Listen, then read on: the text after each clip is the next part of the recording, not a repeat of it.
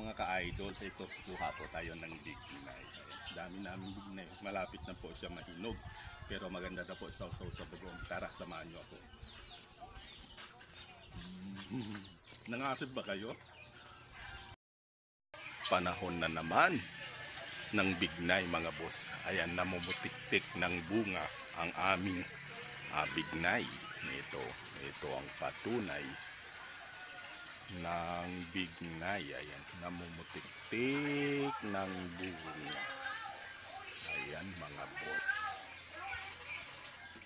Hindi pa po siya hinog, pero po pwede na po ito isawsaw sa suka o artim, asin, bugoong, o kung ano ayan, nandun sa taas. Ang dami niyang bunga, mga boss ka-idol. Ayan, namumutik-tik sa bunga. Ayan, maraming bunga. Pagkaraan lang ng isang linggo, ayan, pula na po yan mga boss ka-idol. Ayan, doon sa kasuluk-sulukan.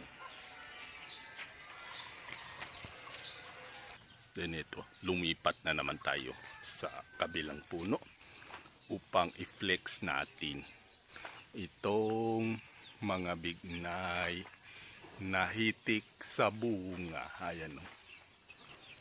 Ayan. Ang dami niyang bunga mga boss ka-idol. Doon sa may dulo. Ayan. Magsisimula pa lang siyang mahinog. Abangan nyo, gagawa na naman ako ng alak ng bignay. Ayan, mga boss. Ang daming bunga. Namumutik-tik. Ayan. Hilaw pa yung mga iba. Pero, yung iba is maniba lang na. Ayan.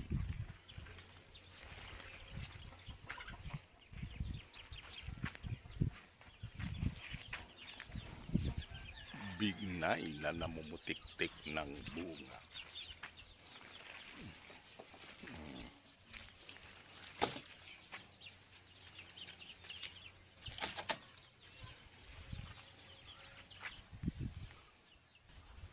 Ayan.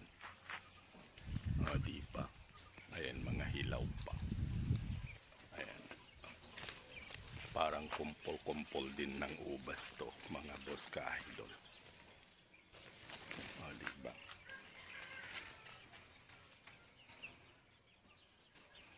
Masarap po isawsaw sa bagoong na may sukang artim ito, mga boss ka-idol. Dito na lang po. Maraming salamat sa pagpanood mga boss. Magandang araw sa ating lahat.